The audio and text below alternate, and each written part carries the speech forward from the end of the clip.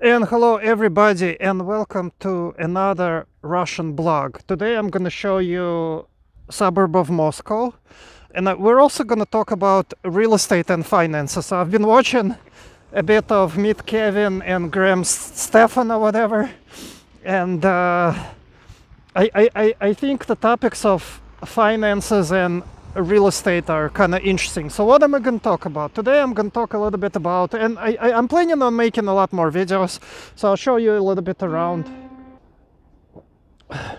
So this is one type of Russian apartments. These things were built back in Brezhnev era, so 1960s.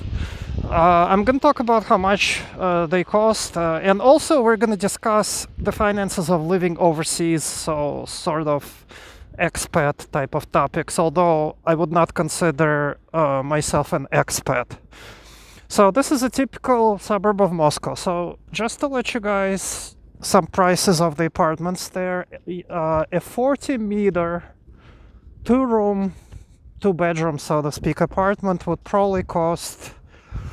It used to cost $100,000, but now it is maybe 140 or so, which is not terribly expensive. But let me warn you guys, for anyone thinking of buying an apartment in Russia, I would not advise it. I'll tell you why. Because there is a lot of fraud. The fraud consists of something called Aspaривание, which is can be roughly translated as contesting.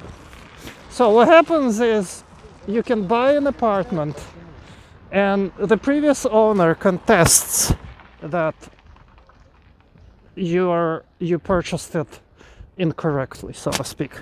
And so these are typical stores right here. This is a pharmacy and a supermarket. So you live in, these apartments right here. The stores are right below, so you don't have to drive. You just come down and purchase it. But here's what happens. So Russia is not oriented towards foreigners whatsoever. It's not a good idea to come here if you're not from around here, because simply people will defraud you. Like, coming as a tourist is alright, but coming to live there is difficult. Even I'm having a difficult time, even though I was born here, because it's just, just like anywhere else, there is a lot of details and difficulties of, like, things are connected to real estate and all that. But what's good about Russian real estate is at least people live in apartments, and I will show you some bigger apartments. So this is a bus. This is called public transportation, and we have that here, so that's good. So see, here are more expensive apartments. So this is a newer, more expensive apartment where, but again, I wouldn't say that apartments there cost probably the same type of 40-meter apartment would probably cost 200,000. So 140, maybe even 220,000. So almost like twice as much for an apartment in the more expensive area. And here are more Brezhnev 5-story, 4-story apartments. A lot of those are being renovated and all that. But like I was saying, I moved away from the United States and it was a good idea. So we can talk about the finances of moving away. Like, I am watching videos of people in New York paying $3,000-4,000 a month. This I don't know, these reflections are really bad. So here is a question for you guys. Why would anyone live in New York right now? Like, what is there? What is the question, like, why would you ever live there? So it's expensive and shitty at the same time. It's dirty, it's expensive. So the same $3,000 a month apartment in Europe would cost $500 a month. I'm not joking. Like, I mean, if anyone lives in Europe, let me know how much rents are. The current rents in Moscow are very low, and for about $500 you can rent a decent apartment. This is a very beautiful area where there is a... Oh, by the way, I'm stuck at the red light, so let me pause until I cross the street. So here we are looking at more newer apartment buildings. Now these are just closer to the subway station, so they're considered more expensive. These were built in 1990s, and but it's not necessarily better to live here than in the other buildings, you know. So it really depends. Like, the sound isolation is actually better in the older buildings, but there's more like type of people that live there are worse. And the apartments here, they used to be, God, they used to want like $250,000, but ever since all of the crap that's been going on, prices have been diving and the exchange rate has been getting worse. So let's talk about the financial aspect of it. So in my opinion, it doesn't make sense right now to live in any expensive area of the world if you're working remotely. If you have any sort of income, passive, if you invest in stocks, if you work online, if you have a pension, right? And the amount of people that have this type of income is in like millions and billions of dollars. I don't know how many people have a pension or whatever. And this is what is amazing to me. There's a lot of people living in the United States on, let's say, an income of, gosh, I don't know, $800 a month, which is considered poverty in the United States, right? So I can tell you that there are tons of countries in the world where you would be very well off with an income of $800 a month. So you could, like Indonesia or something, you know, you could rent an apartment there. I think apartments in Indonesia cost like $200 a month, and you'd still have a bunch of money left over for a very decent life, standard of living, much higher than inside the United States. So it amazes me that there's still people living in California complaining.